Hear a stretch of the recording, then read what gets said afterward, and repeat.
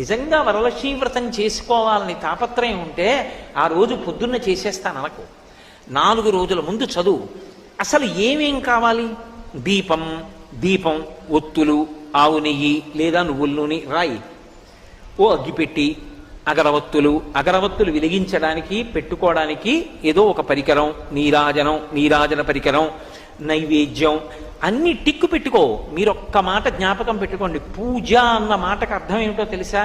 మీరు పీటల మీద కూర్చున్న తర్వాత పూజ ప్రారంభం కాదు. పూజ బాగా జరగడానికి మీరు ముందు చేసేటటువంటి సాధన అంతా పూజే. పూజ చేసుకోవాలి తొందరగా. అన్నీ స్నానానికి వెళ్ళాను అనుకోండి, స్నానం పూజ ఎందు అంతర్భాగం అవుతుంది. నేను తొందరగా తెమలాలి, అందుకు పేపర్ చదవను అన్నాను అనుకోండి, ఇప్పుడు పేపర్ చదవకపోవడం పూజ ఎందు అంతర్భాగం అవుతుంది. పూజ తర్వాత చేద్దామని పేపర్ చదివాను అనుకోండి, పూజకి భంగం అవుతుంది. అందుకే